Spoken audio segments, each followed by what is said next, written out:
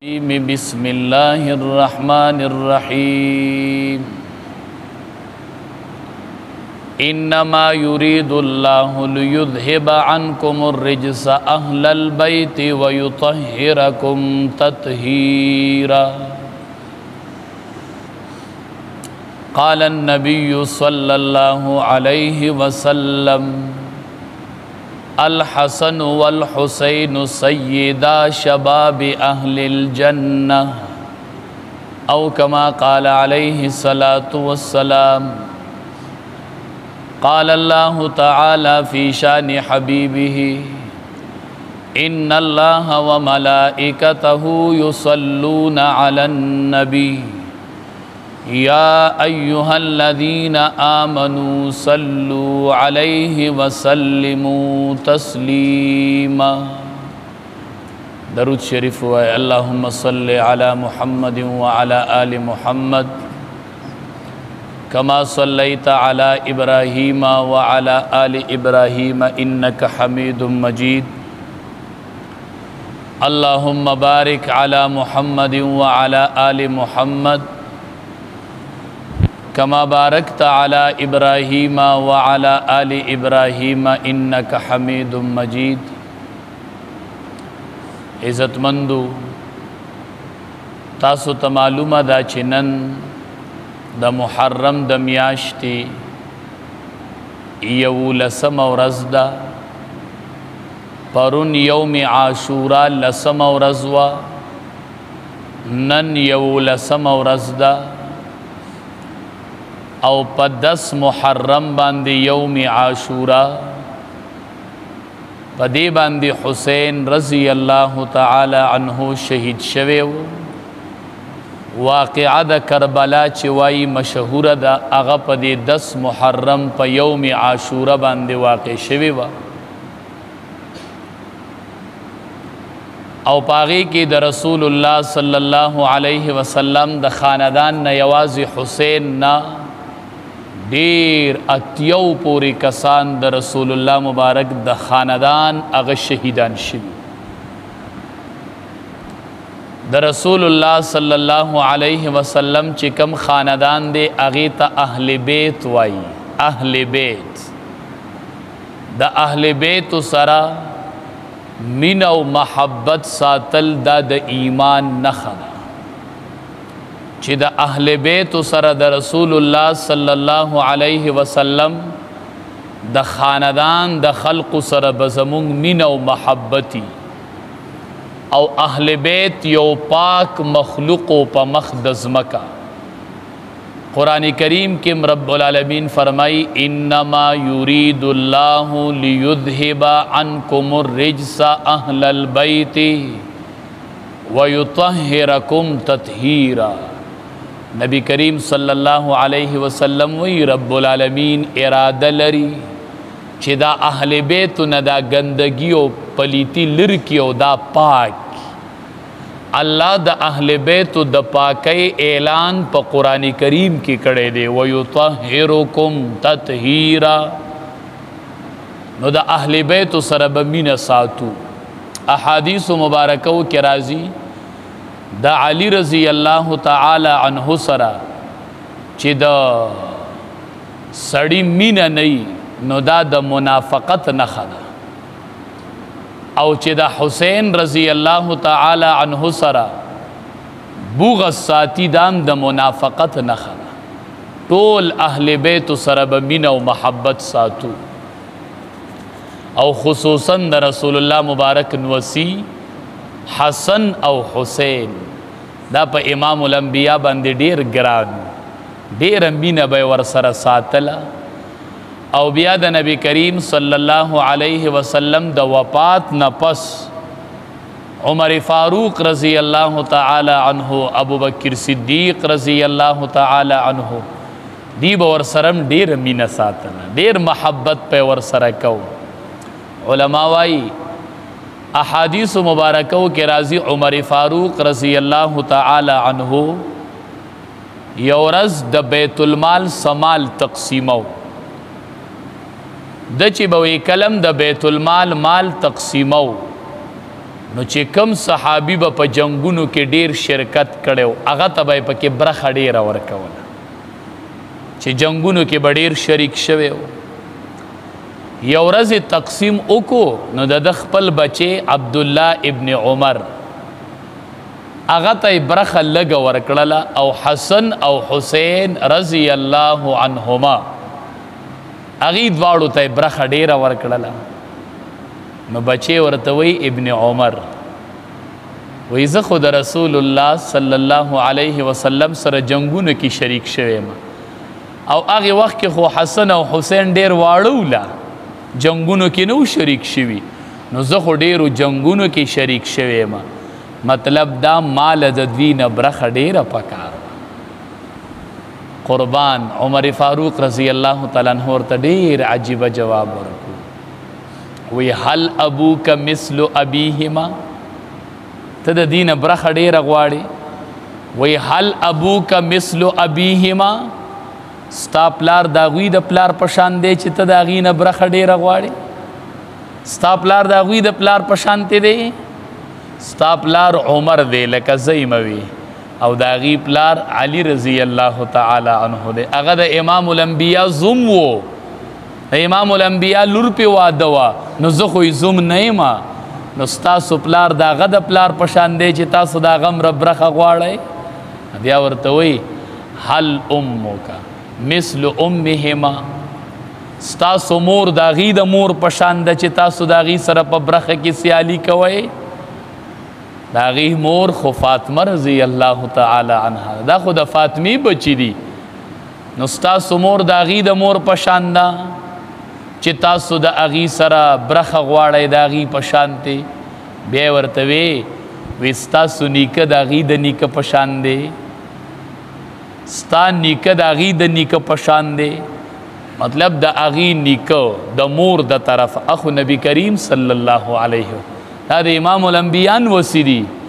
او ستاسو د مور پلار هغو عام کسو نو وی ستاسو نیکه د هغې د نیکه په شان دی چې تاسو د هغې مره برخه غواړئ دا به یې ورسره مینه ساتله د نبی علیه السلام د خاندان سره د اهل بیتو سره به دي دومره مینه ساتله د نبی کریم صلی الله علیه وسلم د وفات نه پس هم وی دي سره د نبی علیه السلام مینه وه عمر فاروق رضی الله تعالی عنہ تقریر کو دی کې یو راغې حسنینو کې ورته وایي وی عمره زما د بابا منبر دی او واقعي چې دا د حسنینو د بابا منبر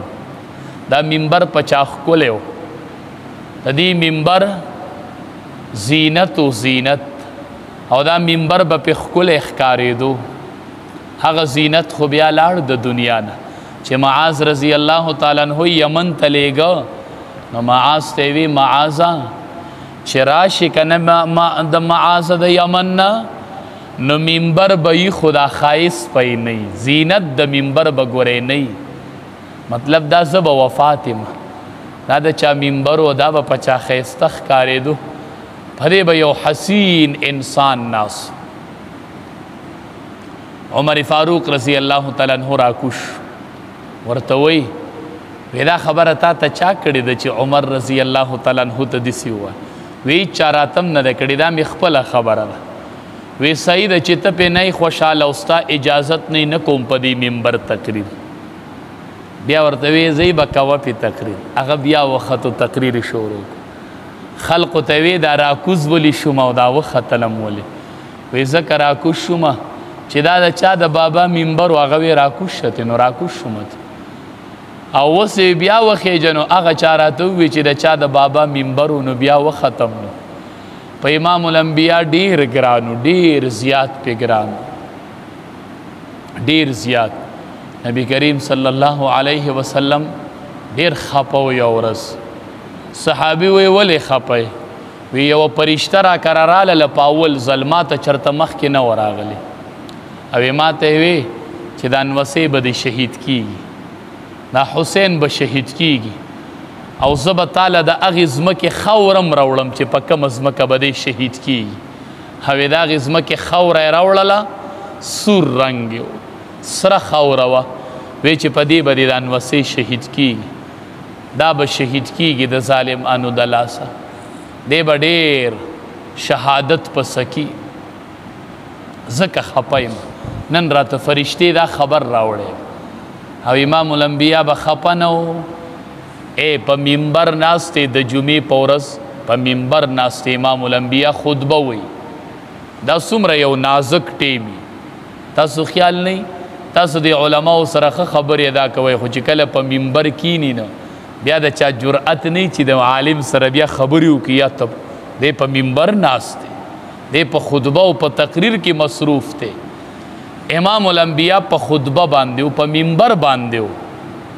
دی کې ډایرک د منبر نه راکو شو پورې حسن او حسین را روانو دواړه داسې جومات طرف ته را روانو نو امام الانبیا د منبر نه کوز شو د خطبې په دوران کې ورغې هغه دواړه یې په غېږ کې راوچت کړل په منبر باندې صحابه ورته وایي انما اموالکم و اولادکم فتنه دا الله رښتیا ویلي دي چې مالونه او اولادونه دا د الله یو امتحان دی یعنی د دوی مینه په ما دومره غالبه شوله چې حسنین مې ولیدل چې د منبر نه راکوز شومه دا را باندې د دوی مینه غالبه شوله مینه را باندې غالبه وه د حسن او د حسین رضی الله تعالی عنه مینه را باندې غالبه شوله جو راکوز شومنو دواړه مې غېږ کې واغستل نبی کریم صلی الله علیه وسلم به مانځل په سجده به و دواړه به رالل وروختل به ورته امام الانبیا به ورته سجده اوږده کړله وی پرېږده چې دی په ما ناست احادیثو مبارکو کې راځي وی نبی کریم صلی الله علیه وسلم په لار روانو نو حسن رضی الله تعالی عنہ یې بره په اوږه ناست و 100 روپۍ نه یو صحابي ولیدلو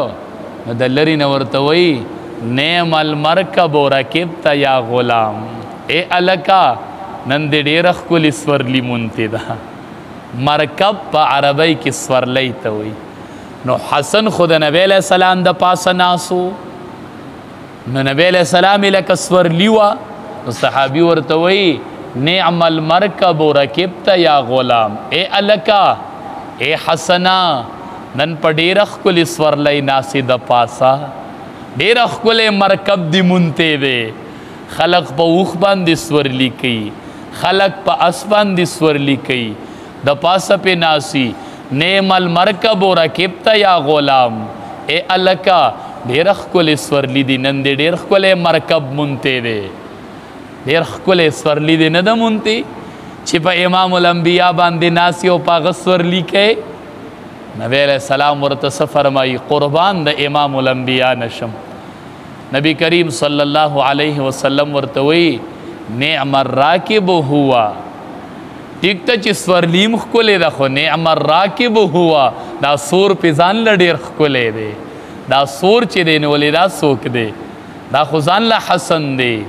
دا خو ځان له د امام الانبیا نوسی دی نو وی نعم الراکب هو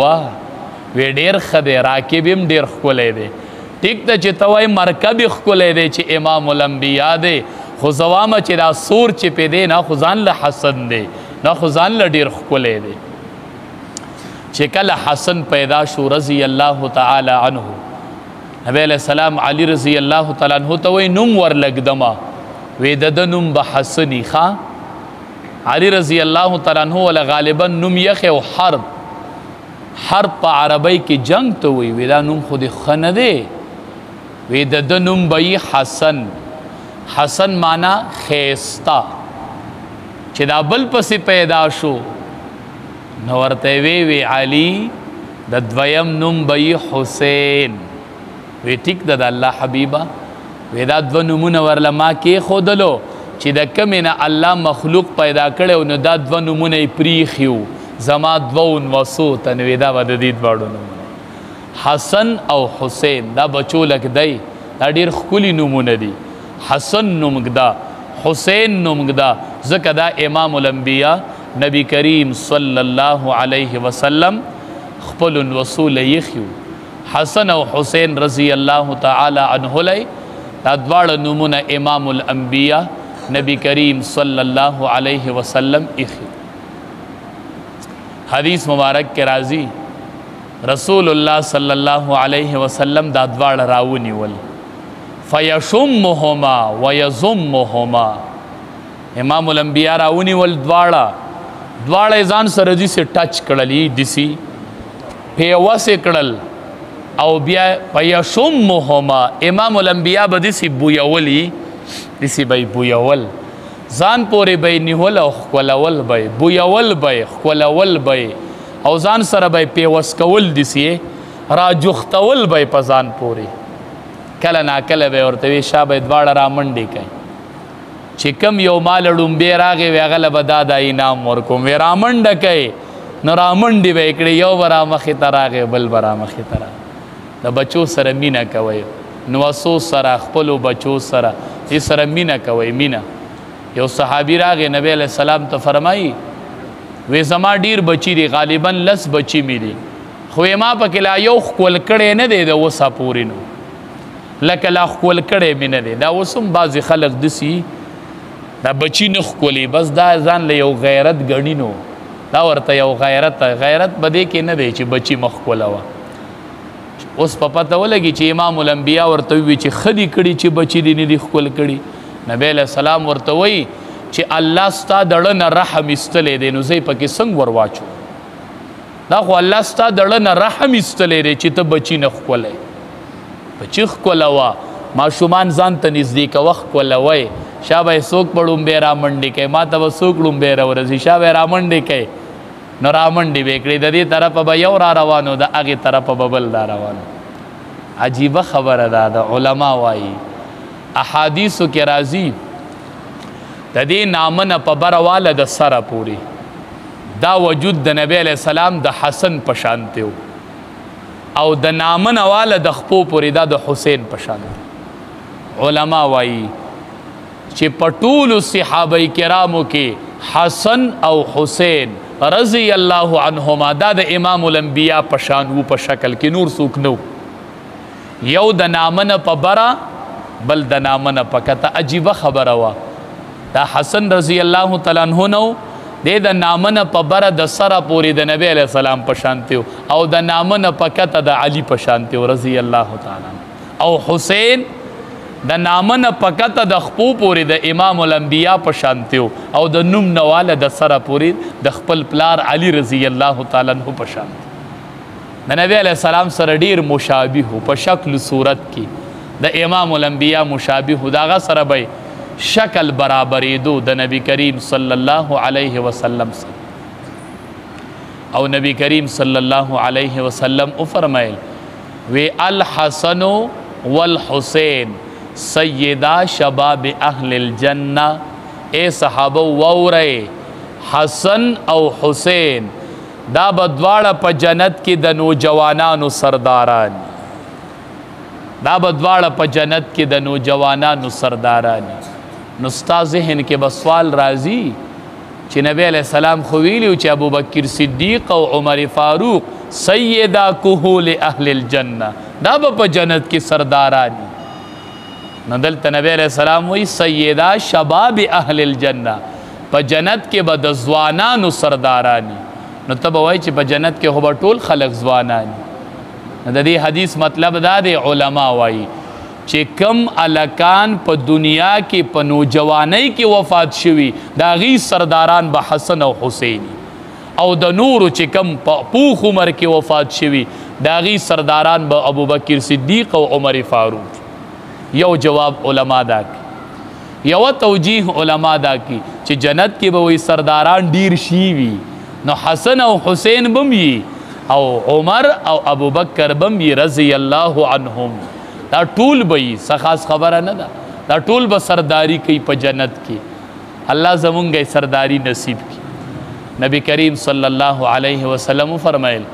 ان الحسن والحسین هما ریحانی من الجنه دا زما یو دوه ګلونه دي ښه د جنتو دا زما یو دوه خوشبویه ګلونه دي د جنت نه حسن او حسین دا زما خوشبویه ګلونه دي د جنت نه دا به بویول دا به ځان ته رانږدې کول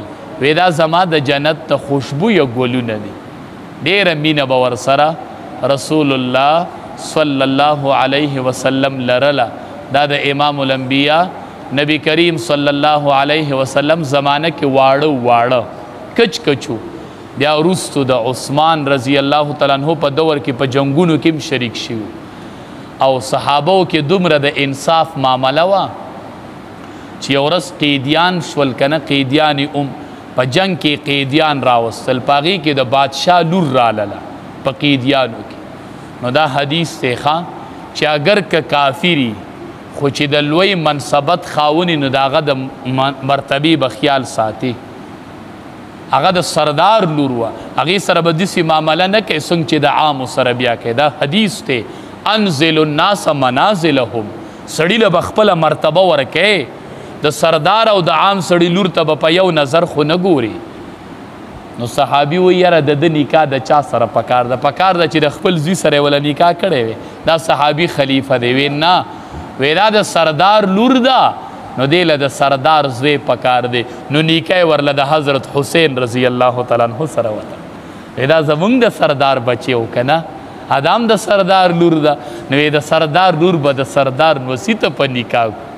نو نکاح ورله د حسین سره رضی الله تعالی عنہ د سردار د لور سره نکاح کړو حسین رضی الله تعالی عنہ نو بیا وروستو دور کې په غزواتو کې شریک شوي او بیا آخري دور کې واقعه د کربلا وه 10 محرم یوم عاشورا چې حسین رضی الله تعالی عنہ سره د امام الانبیاء د لوی خاندان ډیر شي خاندان په دې ورځ باندې ډیر په بېدردۍ سره د تندې په حالت کې اوبه پې بندې ډیر په بېدردۍ سره شهیدان کړل او د شهادت پکې د حسین رضی الله تعالی عنہ دا هم راغې وایي د حسین رضی الله تعالی عنہ سر دومره په بېدردۍ دوی شهید کړی و چې هغه سر یې ورله یو داسې کاسه او لوښي کې ورواچو ابن زیاد چې د وخت گورنرو د هغه دربار ته یې ووړو وی هغه داسې په لخته باندې داسې وو دا سر دا خوله صحابي راغې ورته وایي وی زما دې د الله په ذات باندې قسمي زما دې د الله په ذات قسمي چې دا سر نه دی دا د امام الانبیاء سره یو شان دا د نبی علیه السلام ډیر مشابه و دا د نبی علیه السلام په شانتي دا داسې توهین د دې مه کوئ د دې داسې ضلالت مه کوئ چې تاسو یې داسې وښئ هغه سر به یې ولې داسې وو وی دا د امام الانبیاء سره ډیر مشابه دا د نبی کریم صلی الله علیه وسلم په شانو د دې سره دا معامله نه ده پکار بهر صورت بیا رب العالمین د هغې نه انتقام اغستی دی ډیر په بده طریقه باندې هغې د دنیا نه بیا رب العالمین د هغې ډیر بد حشر کړی خو بهر صورت په دې ورځ باندې هغه شهید شوی نو د اهل بیتو سره د نبی کریم صلی الله علیه وسلم د خاندان سره به مینه ساتو او دا مینه د ایمان نښه ده او الله دې زمونږ د اهل بیتو سره مینه او محبت دا نصیب کی دا د امام الانبیاء په مونږ باندې یو حق دی چې د هغه د خاندان او د اهل بیتو سره به مینه ساتو رب العالمین دې د عمل کولو توفیق